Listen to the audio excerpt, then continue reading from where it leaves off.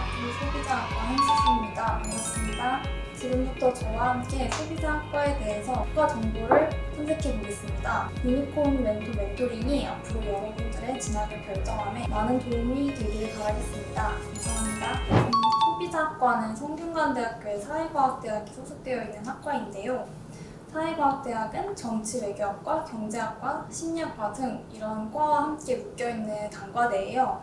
그래서 그 사회과학대학에서는 인간 사회를 둘러싼 많은 사회 현상에 대해서 분석하고 그것에 대해 연구해서 사람들의 생활에 좀 더 도움을 줄 수 있는 학과입니다. 그래서 소비자학과는 그 중에서도 소비자의 초점을 맞추어서 그런 소비자를 둘러싼 사회 현상에 대해서 분석하면서 소비자들의 권익 향상과 많은 생활에 도움을 줄 수 있도록 연구하게 되는 학과입니다. 성균관대학교 소비자학과에 들어오면 크게 4가지의 분야를 소비자학과에서 배우게 되는데요. 첫 번째로 소비자 분석에 대해서 배우게 됩니다. 그 소비자 분석이라는 것은 소비자의 행동이나 생각, 심리 등을 분석해서 소비자가 어떻게 구매를 하게 되는지, 소비자가 어떤 식으로 행동을 할 것인지를 예측해서 기업에서 소비자의 잠재된 욕구를 분석해서 다양한 여러분들이 아는 쇼핑 어플 등을 개발할 수 있는 그런 공부를 하게 됩니다. 그래서 관련 수업으로는 소비자 행동, 시장 분석 등의 이름만 들어도 이런 소비자에 대한 것을 연구하는구나라는 알 수 있는 수업들을 듣게 돼요. 그래서 이런 수업에서는 소비자를 실제로 그 학교 주변에 있는 가게 등에 가서 가게의 주요 소비자들을 분석하는 그런 팀플도 하게 됩니다. 두 번째로는 소비자의 가게 재무를 공부하는 분야가 있습니다.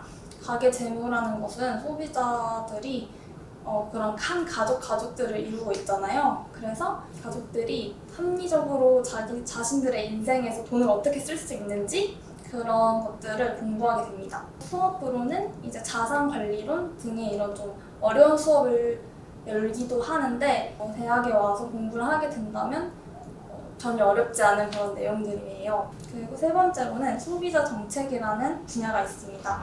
이런 소비자 정책 분야는 소비자들의 권익 증진을 위해서 소비자 법이나 소비자의 역량을 개발할 수 있도록 돕는 그런 수업들을 배우게 돼요. 소비자들이 사건들에 연루됐을 때 그것을 해결할 수 있도록 하는 수업들을 배웁니다. 그리고 마지막으로는 좀 요새 핫한 분야인데요. 소비자 빅데이터 분석이라는 분야입니다. 이쪽에서는 이제 코딩을 배우게 되는데 여러분들이 빅데이터 분석가가 되고 싶다면 이런 분야의 수업을 골라서 들을 수가 있습니다. 그래서 소비자 가족 양적 응용, 그리고 소비자 빅데이터 분석 이런 수업을 듣게 돼요. 그래서 여러분들이 만약에 코딩에도 관심이 있다 하면 소비자과에 와서 그런 소비자에 관련된 마케팅 쪽 과목과 이런 빅데이터를 연결해서 좀 더 이렇게 이과와 문과를 좀 융합한 그런 문제가 될 수 있어요. 네, 저희 학교는 항상 취업률 통계를 이렇게 보여주는데 소비자학과의 취업률 같은 경우에는 거의 80%에서 90% 정도로 높은 편이에요. 그 이유를 생각해 보자면 아까 제가 말씀했듯이 좀 더 문과적인 부분도 있지만 저희 소비자학과는 이과적인 부분도 있어서 좀 더 기업에서 선호하는 문이과 융합 문제가 될 수 있어요. 그래서 이제 아까 말했듯이 만약에 저희가 소비자 분석에 대한 분야를 공부하게 되면 기업의 마케팅 쪽을 담당하는 그런 전문가가 되어서 기업의 마케팅을 도울 수가 있고 아까 말했던 그런 소비자 정책을 배우게 된다면 연구원이나 아니면 소비자 여론조사 기관 등에 취업을 할 수 있습니다. 그리고 아까 빅데이터 전문가 같은 경우에는 여러 기업들의 그런 빅데이터 전문가에 대한 수요가 굉장히 높아요. 그래서 그런 그 기업들에 가서 빅데이터를 연구하는 전문가가 될 수도 있어요. 저는 중학교 때는 사실 소비자학과에 대해서 전혀 몰랐던 상황이었어요. 근데 이제 저는 사실 공부를 열심히 하는 학생이기는 했지만 뚜렷한 목표가 없던 상황이었는데 그때 제가 이제 고등학교에 진학하는 시기 중3이 되면서 외고에 진학하기로 결심을 합니다. 저는 외고에 진학하고 싶었던 이유는 우선 경기외고에 저는 다녔었는데 경기외고는 기숙사 학교예요. 그래서 저는 기숙사 학교에서 생활해본 적이 한 번도 없어서 굉장히 재밌을 것 같은 느낌이 들어서 경기외고에 가고 싶었고, 또 다른 이유는 경기외고의 교복이 굉장히 예뻐요. 그래서 중학생인 제가 보기에는 그런 교복을 입고 기숙사학교에 다니면서 좀 좋은 뭔가 친구들과 공부를 열심히 할 수 있을 것 같았던 느낌이 들었어요. 그래서 저는 경기외고 진학을 하게 됐습니다. 그래서 외고를 목표로 굉장히 열심히 공부를 하기 시작했어요. 그래서 그때부터는 영어 공부도 열심히 하고 또 여러 전반의 내신 관리를 하면서 외고에 진학을 하기 위한 그런 과정들을 경험하게 됩니다. 그래서 외고에 결국 합격을 하게 되는데 그때 저는 되게 많은 것을 느꼈었던 것 같아요.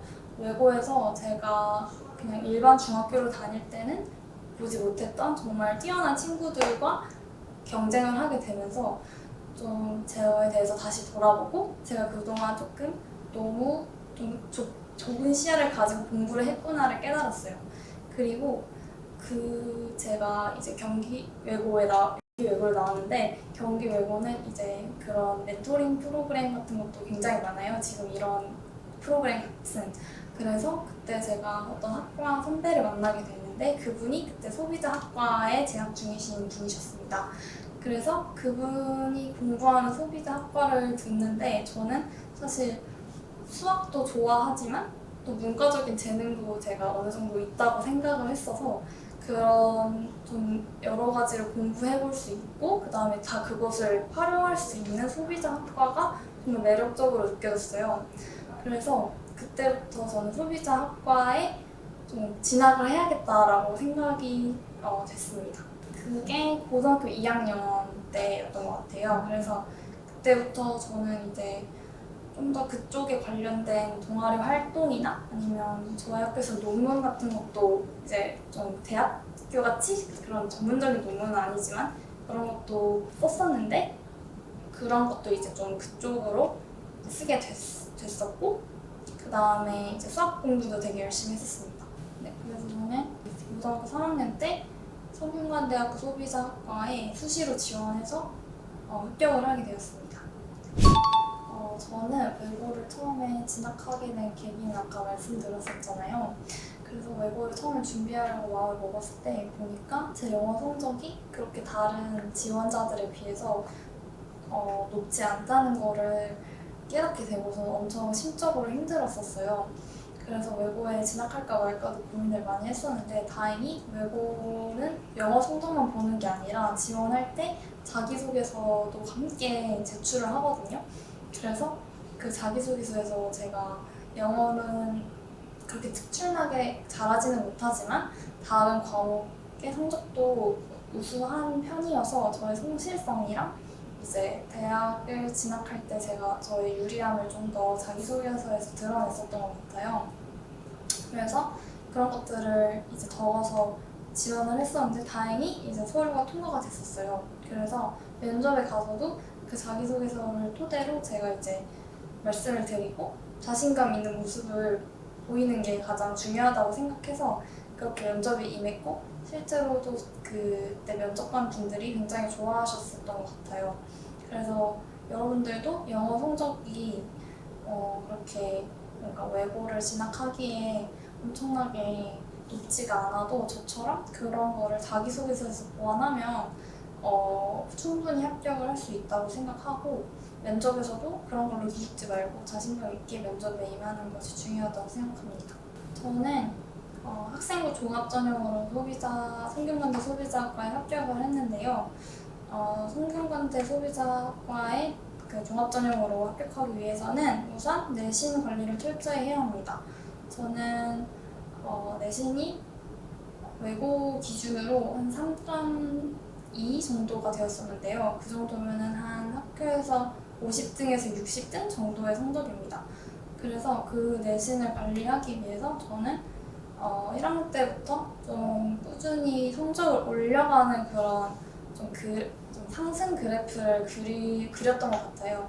사실 1학년 때는 내신 관리에 대해서 그렇게 중요함을 느끼지 못했었는데 이제 선생님들이나 선배님들이 설명을 해주실 때 내신 관리가 굉장히 중요하다는 걸 깨닫고 그때 1학년 2학기 때부터 굉장히 열심히 공부를 했었습니다. 그래서 그때부터 좀 계속 성적이 쑥쑥쑥 이런 오르는 그런 모습을 보였던 거를 제가 자기소개서에도 다룰 수가 있어요. 그래서 여러분들도 1학년 때 성적이 잘 나오지 않았다고 해서 좀 좌절할 필요가 전혀 없고 계속해서 노력을 해서 오히려 성적이 상승하는 모습을 보여주는 것이 생기부에서도 굉장히 좀 좋은 평가를 받고 자소서에도 그거를 노력 부문에서 언급을 할 수 있기 때문에 계속해서 공부를 열심히 하는 것이 중요합니다.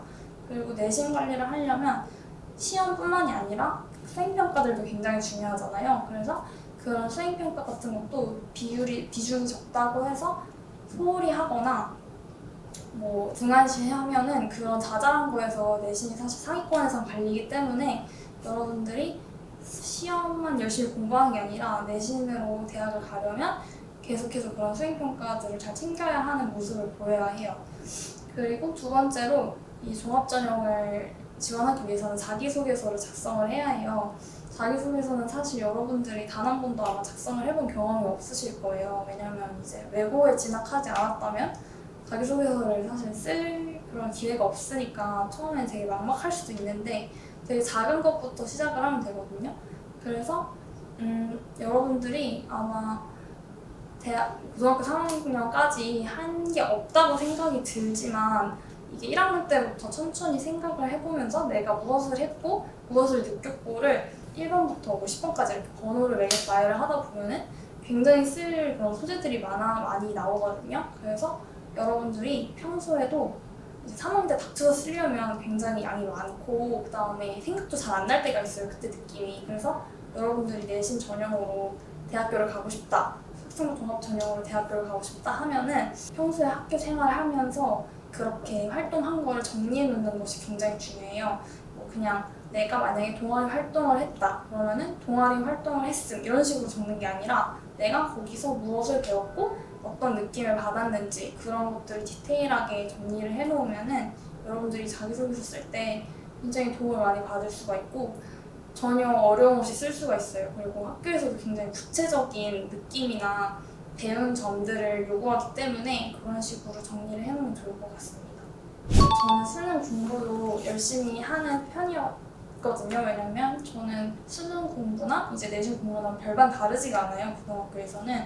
따라서 저는 이제 국어 공부를 비문학 같은 경우에는 뇌가 좀 팔팔이 돌아갈 때 그럴 때 이제 비문학을 이렇게 열심히 풀면서 이제 그 문장 단위로 분석해서 풀었었던 게 제 이제 공부 방법이었습니다. 그리고 문학은 제가 사실 문학을 잘 못하는 편이었어서 아예 두꺼운 그런 문학 문제집이 있거든요. 그래서 그거를 하나 사서 거의 모든 시나 모든 산문 같은 걸 다 봤었던 것 같아요. 그리고 거의 암기 과목처럼 공부하듯이 좀 치밀하게 공부를 해서 제가 절대 문학에서는 이제 좀 틀리지 말아야겠다 이런 생각을 했었습니다. 그리고 수학 같은 경우에는 저는 수학이 전략 과목이었는데 그래서 저는 수능 수학은 좀 잘하는 편이었어요. 근데 아무래도 수능 수학은 이제 시간도 많고 이제 생각할 시간이 많다 보니까 괜찮았었는데 내신 수학은 사실 시험 시간이 그렇게 길지가 않고 선생님들이 좀 원하시는 포인트가 있어요. 그리고 이제 시간은 짧은데 문제 수는 수능 수학과 별반 다르지가 않거든요. 그래서 좀 수능 수학과는 다르게 내신 수학 공부를 했었는데 저는 일단 선생님들의 좀 특성을 파악했던 것 같아요. 선생님들이 좋아하시는 수학 그런 좀 꼬는 포인트라든지 그런 것들을 정리해서 그런 유형의 문제를 많이 풀어봐서 이제 시험 시간은 기계적으로 풀 수 있도록 했고 오답 노트를 굉장히 열심히 작성을 했어요. 그래서 틀린 문제는 절대 다시 틀리지 않겠다는 마인드로 공부를 해야 하거든요. 그래서 이제 오답 노트를 정리하고 유형 같은 것들을 분석하면서 수업 성적을 잘 받을 수 있었던 것 같아요. 그리고 영어는 저는 영어 공부를 뭔가 특이하게 한 편인데 이제 수능 영어 문제집을 푸는 게 저는 너무 싫었었어가지고 그리고 이제 학교에서 요구하는 것도 좀 너무 딱딱하고 선생님들이 가르치는 방식도 딱딱하셔서 그런 구문 같은 걸 외우는 게 굉장히 힘들었었어요. 그래서 저는 뭐 여러분들이 이제 좀 좋아하는 그런 영어 드라마, 재밌는 드라마를 좀 많이 보면서 그런 것들을 뭔가 외우는 게 아니라 아예 한 문장을 약간 좀 익숙하게 만들어서 좀 그것들이 저한테 자연스럽게 다가올 수 있도록 좀 반복해서 듣고 자막 없이도 한번 봐보고 이런 식으로 계속해서 고등학교 때도 공부를 했었어요. 그래서 저는 영어 성적을 좀 뭔가 힘을 들이지 않고도 어느 정도 유지할 수 있었던 것 같습니다.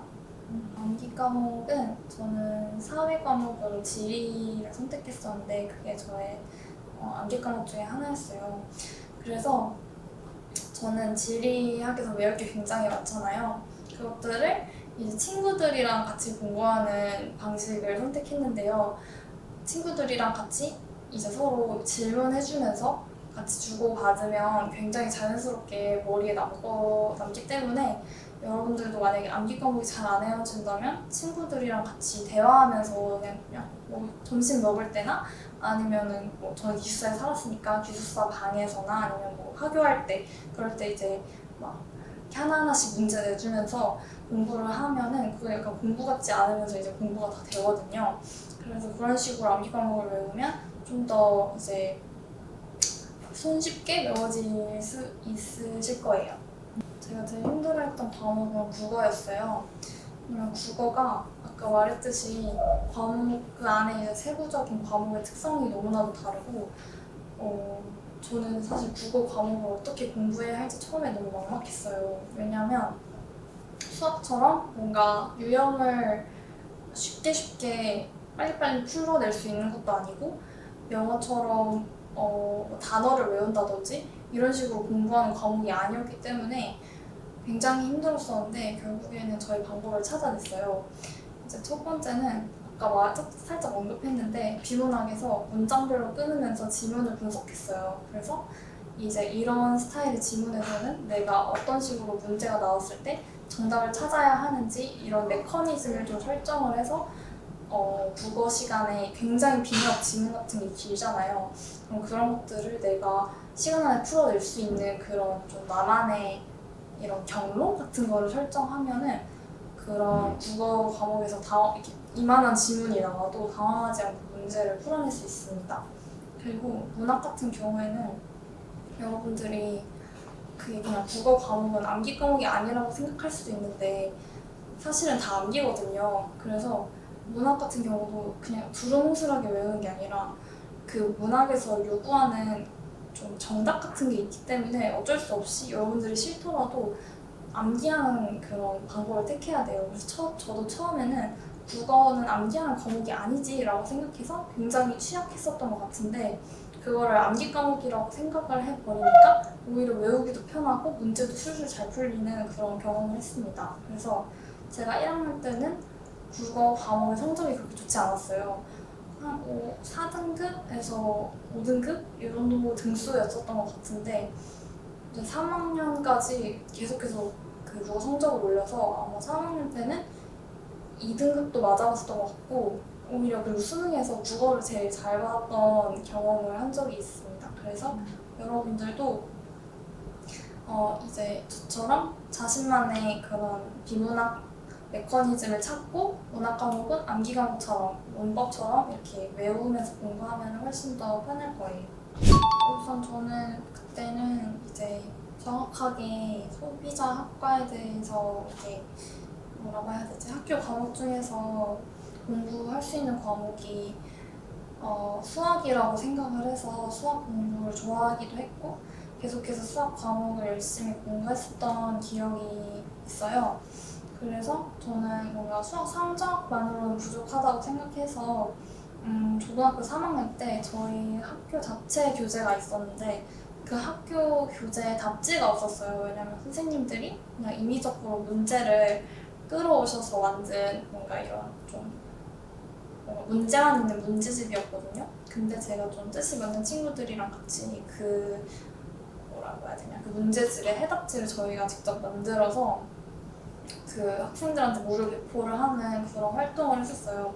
그래서 그 활동을 실제로 자기소개서에도 적었어요. 그래서 뭔가 수학 공부를 내가 이만큼 좋아한다는 거를 좀 더 드러낼 수 있도록 그런 활동들을 했었고, 또 저희 학교에서는 논문을 작성할 수 있는 기회가 있어요. 그래서 이제 담당 선생님, 그런 관련 과목 선생님을 찾아가서 함께 상담하면서 논문을 작성하는 활동인데, 저는 그때 쇼핑몰 소비자의 주요 고객층들을 조사하는 그런 논문을 작성을 했었는데, 저는 여성 소비자를 대상으로 했었고, 그때 10대부터 50대까지 어떤 식으로 구매를 하는지, 그리고 어떤 구매 경로로 그 소비자들이 쇼핑을 하게 되는지 연령별로 그렇게 분석해서 어떤 식으로 기업들이 타겟팅을 하는지에 대한 그런 논문을 작성을 했었어요. 그때 완벽하진 않았지만 고등학생이 그 정도의 논문을 쓰려고 노력했다는 거에 대해서 대학에서 굉장히 좋게 봐주셨었던 것 같고, 그거를 자기소개서에 적을 수 있었던 게 저는 그게 합격에 좀 영향을 주지 않았나 싶어요. 그래서 여러분들도 고등학교에 그런 프로그램이 없더라도 스스로 그냥 이런 게 내가 궁금한데 좀 찾아보고 싶다 이런 것에 그치지 말고 뭔가 그것을 기록하고 실제로 결과물로 내보이면은 이제 수시로 합격할 때 굉장히 좋을 것 같습니다. 저는 방학 때는 사람이 굉장히 마음이 들뜨기가 쉬워요. 여러분들도 잘 알겠지만 뭔가 방학을 하면은 아무것도 일정이 없다면 굉장히 퍼지기가 쉽거든요. 그래서 저는 방학 때는 무조건 학원을 아침 수업을 등록해서 다녔었어요. 그러면 아침에 무조건 일어나야 되고, 그 이후에는 어차피 다시 자지는 않잖아요. 이제 사람이 한번 깨어나면은 그렇게 쭉 이제 일어나는 편이니까, 저는 그때 아침에 일어나고 학원 갔다 오고 나면은 또 이제 뭔가 그 학원의 연장선상에서 다시 공부를 쉽게 좀 집중할 수 있더라고요. 그래서 저는 방학 때는 뭔가 저를 좀 더 이렇게 채찍질하기 위해서 아예 방학 특강 같은 거를 항상 등록을 했었던 것 같습니다.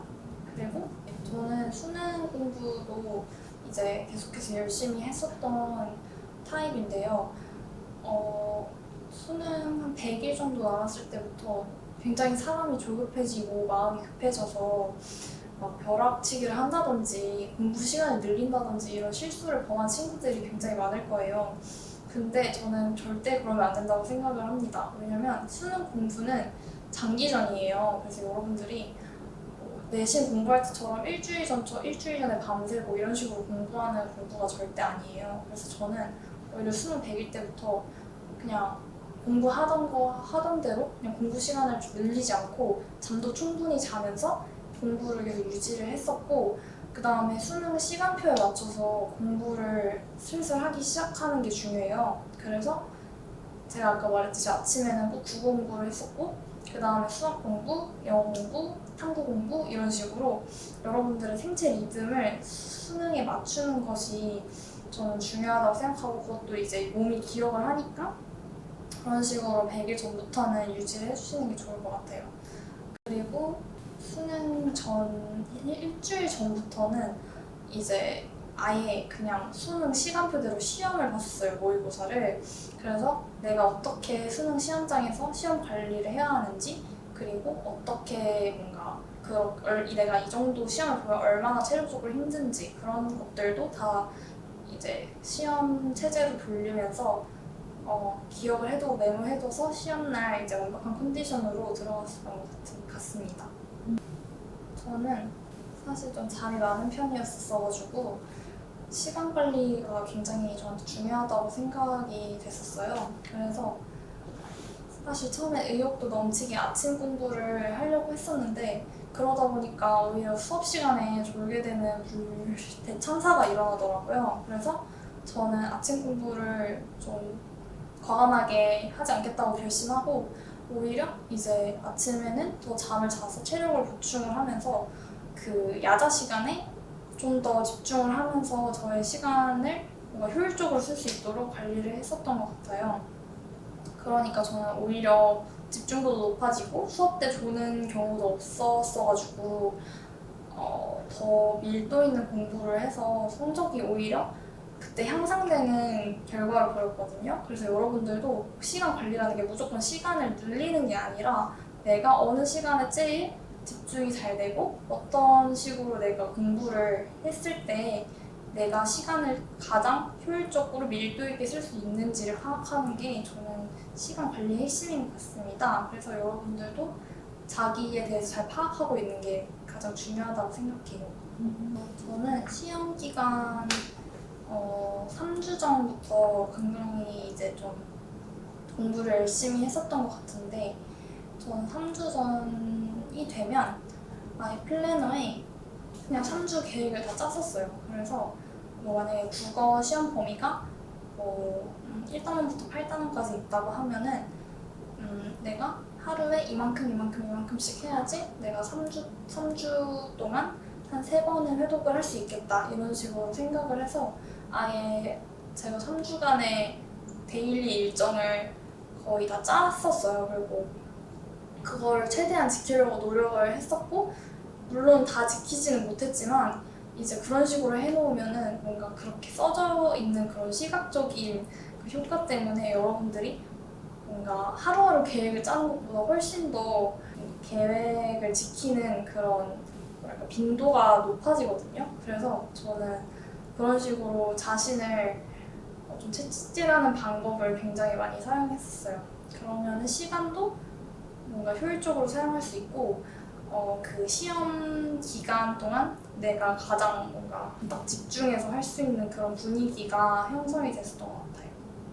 저는 학창 시절에 엄청 활달한 편은 아니었어서 뭔가 다른 친구들이 뭐 댄스 동아리나 뭐 봉사 동아리 등등 좀 재밌는 동아리 활동을 할 때 그 동아리에 제대로 뭔가 참여를 잘 하지 않게 되는 그런 경향성이 있었어요. 근데 동아리 활동도 굉장히 뭔가 학창 시절에서 굉장히 중요한 한 부분이고 그거를 토대로 뭔가 선배들이랑 좀 교류도 많아지고 그렇게 인간관계를 좀 더 고등학교에서도 형성할 필요성이 항상 있잖아요. 그래서 저는 뭔가 처음에 이제 1학년 때 입학했을 때 그런 것들이 너무 좀 어려웠고 뭔가 외고에 입학했다 보니까 뭔가 저희 외고에는 분당에서 온 학생들이 굉장히 많았거든요. 그래서 걔네 그 아이들끼리 뭔가 뭉치기도 하고 이런 좀 경험이 있었어서 1학년 때는 굉장히 적응을 잘 못했었어요. 근데 2학년 때 실제로 해보고 싶었던 동아리가 있었는데 그게 밴드 동아리였거든요. 그래서 그 밴드 동아리에 뭔가 용기를 내서 지원하게 되면서 자신감도 얻고 그 다음에 친구 관계도 좀 더 원만해지고 선배들이랑도 좀 더 진학 얘기도 더 할 수도 있고 친해져서 그런 식으로 좀 극복을 했었던 것 같아요. 그래서 여러분들도 뭔가 좀 소심하거나 자신감이 없는 친구들이 있을 것 같은데 그럴 때 조금 더 용기 내서 뭔가 내가 하고 싶은 거나 할 일을 찾아내면은 자신감도 얻을 수도 있고 그 다음에 여러분들의 뭔가 학창 시절에 더 좋은 추억을 만들 수 있을 것 같아요. 저는 사실 서울대 소비자학과도 지원을 했었고 연세대도 지원을 했었던 상태였는데 그 두 대학에서 성균관대 발표가 나기 전에 떨어진 상태였어요. 그래서 좀 굉장히 우울한 기분으로 집에서 좀 부모님과 저녁 식사를 하던 중이었는데 이 친구가 연락이 와가지고 성균관대 합격 발표가 났다는 연락이 온 거예요. 그래서 이제 부모님이랑 밥 먹는 도중에 그 홈페이지에 들어가서 성균관대 합격자 조회를 했는데 제 이름이 딱 이렇게 그것도 최초 합격으로 딱 이렇게 있는 모습을 보고 뭔가 그동안 제가 좀 힘들었던 거나 고등학교 때 생활이 이렇게 뭔가 주마등처럼 스쳐가면서 굉장히 울컥하고 정말 제가 눈물을 잘 안 흘리는 편인데 정말 눈물이 찔끔 났었던 그런 생각이 들어요. 그래서 뭔가 그때 기분은 정말 아직도 잊을 수가 없는 그런 기분이 들었고 대학에 가서 더 열심히 그리고 내가 뭔가 고등학교 때 하지 못했던 것들 다 내가 적어놓은 것들을 이루면서 살아야겠다는 생각이 들었습니다. 대학에 합격하고 나서 우선 저는 좀 더 자신감이 생겼던 것 같아요. 결국에는 그러니까 좀 대학 입시가 고등학생들한테는 가장 큰 목표일 텐데 그것을 잘 해냈다는 느낌? 그 느낌만으로 사람이 엄청 자신감이 생기거든요. 그래서 어떤 일을 할 때도 뭐 내가 이것도 했는데 이것도 당연히 할 수 있겠지 이런 자신감이 생겨서 정말 좋았습니다. 그리고 외적으로는 이제 대학에서 다양한 경험을 하고 좀 많은 사람들을 만나다 보니까 제 생각이 뭔가 고등학교 때 좁았었던 게 느껴지면서 좀 더 다양한 사람들을 이해할 수 있게 되는 그런 관점이 생긴 것 같아요. 그래서 뭔가 사람들을 만날 때도 좀 더 편견 없이 볼 수가 있고 다른 사람들이랑 뭔가 저랑 엄청 다른 사람들과도 좀 자연스럽게 얘기할 수 있는 그런 능력이 생긴 것 같습니다. 저는 대학생활 중에서 가장 즐거웠던 경험이 교환학생이라고 생각을 합니다. 교환학생을 갈 수 있는 기회는 정말 값지다고 생각을 해요. 그래서 고등학교 때는 그렇게 외국에서 공부할 수 있는 경험이 사실 없잖아요, 여러분. 그래서 대학생이 될 때 교환학생에 꼭 가야겠다고 결심을 했고 영어 성적을 준비해서 교환학생을 다녀왔는데 정말 제 인생에서 가장 행복했던 6개월이었던 것 같아요. 외국에서 생활을 하면서 한국에서는 느끼지 못했던 감정들도 느끼고 여행도 많이 하고 다양한 외국인 친구들도 사귀면서 저를 더 성장시켜주는 느낌이 들었고 영어로 친구들과 대화를 많이 하다 보니까 영어도 굉장히 많이 늘었던 경험이었어요. 그래서 여러분들이 대학생이 되면은 이렇게 좀 더 내가 정말 고등학교 때는 해보지 못했던 그런 경험을 할 수 있으니까 꼭 해보시는 걸 추천드려요. 저는 스페인에서 교환학생을 했었는데 스페인은 1년 내내 거의 날씨가 거의 비 오는 날이 없을 정도로 엄청 화창한 나라거든요. 그리고 바다에 제가 좀 가까이 살았었어요. 그래서 뭔가 한 20분만 걸으면 바다에서 놀 수가 있었거든요. 그래서 그때 뭐 친구들이랑 같이 바다 놀러 가고 뭐 맛있는 음식도 먹고 그 다음에 거기서 스페인어 수업도 들었었어요. 그때 교환학생들은 무료로 수업을 해줬었어서 제가 영어 말고는 다른 나라 말을 배운 적이 없었는데 스페인어를 배우면서 뭔가 스페인 사람들이랑 대화하고 이랬던 경험이 굉장히 즐거웠습니다. 저는 대학생 때도 밴드 동아리를 했었는데 밴드 동아리를 하면서 고등학교 때 사실 무대에 설 경험이 거의 없잖아요. 근데 저는 이제 대학생이 되니까 아예 동아리에서 홍대나 상수역에 있는 밴드 그 공연장을 대관을 해서 실제로 밴드 공연도 했었어요. 그래서 그때 이제 동기들과 함께 합주실에서 연습하면서 이렇게 합을 맞춰가는 과정이 굉장히 즐거웠고 또 제가 무대에 진짜 이렇게 실제로 공연장에 서보는 거는 진짜 처음이었던 경험이어서 굉장히 뭔가 설레면서 떨리는 그런 좋은 경험들을 많이 했었던 것 같아요. 그래서 동아리 활동이 저는 가장 대학 생활에서 좀 즐거웠었던 경험이었던 것 같습니다. 네, 저는 소비자학과에서 소비자 행동이라는 수업이 가장 재밌었었는데요. 사실 이거는 저희 학교 교수님이 굉장히 좀 뭐랄까 수업에 고등학교 수업과는 완전히 다른 그런 수업을 하셔서 더 그랬던 것도 있는 것 같아요.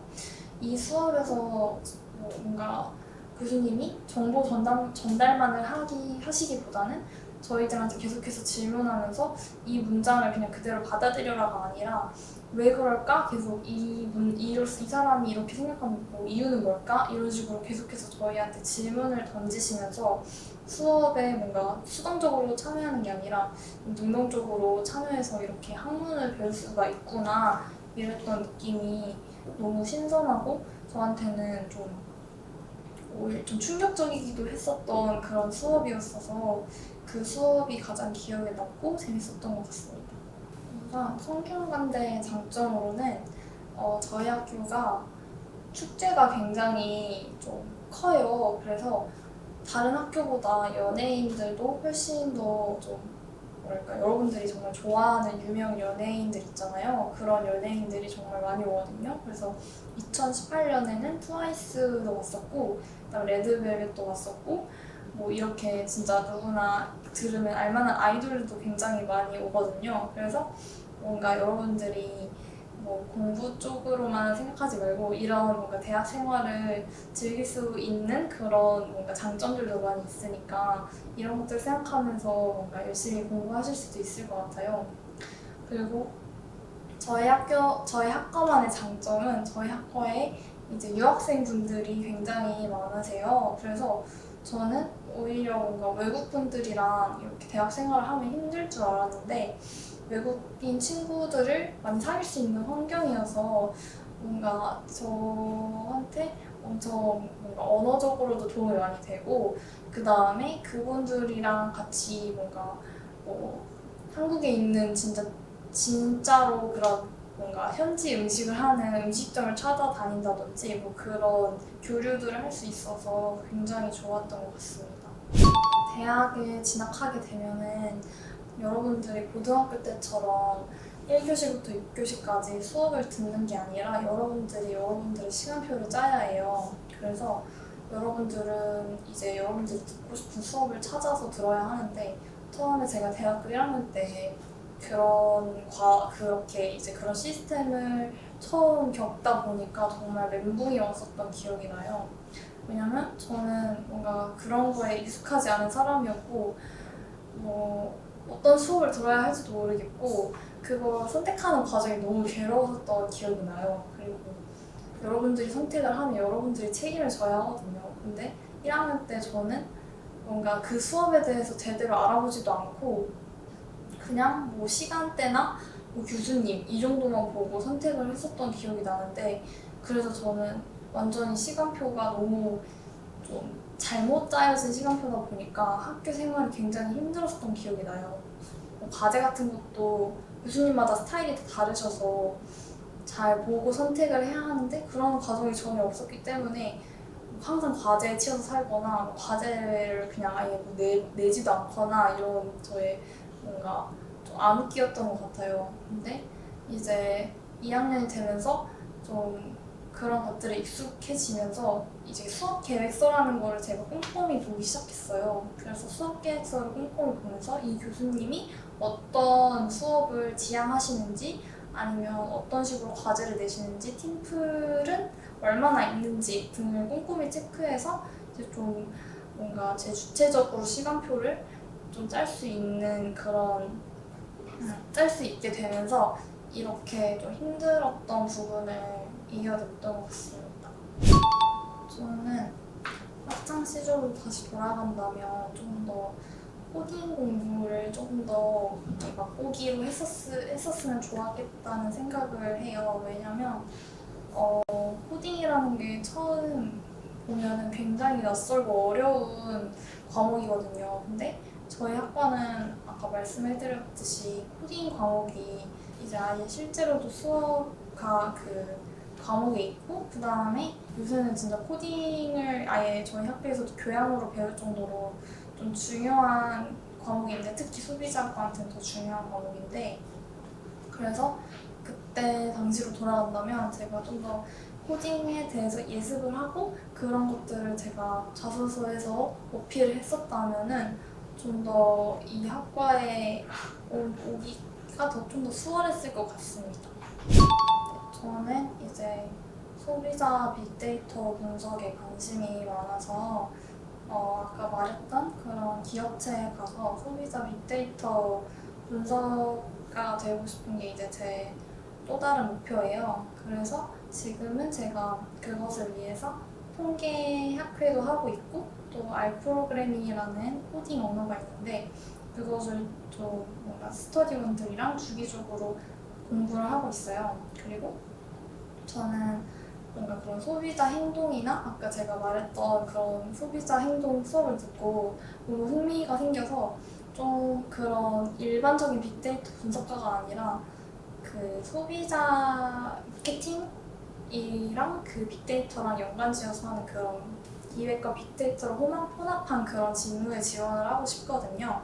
그래서 저는 그 학회도 하고 그다음에 여러 가지 좀 트렌드들을 검색하면서 마케팅에 대한 그런 공부도 계속해서 하고 있습니다.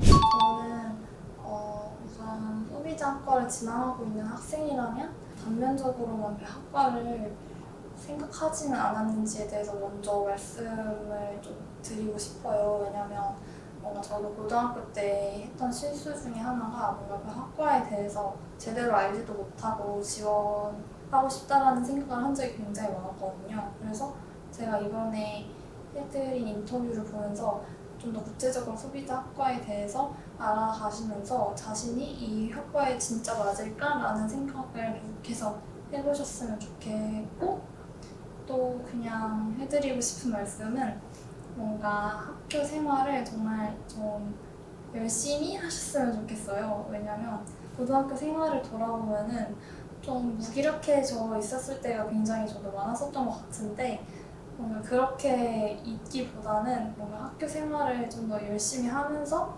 좀 소중한 시간들이거든요. 지금 어떻게 보면은 가능성도 많고 여러분들이 하고 싶은 거를 좀 찾으면 굉장히 좋은 시기라고 생각을 해서 좀 열심히 학교 생활하면서 여러분들이 적성을 잘 찾을 수 있었으면 좋겠습니다. 감사합니다.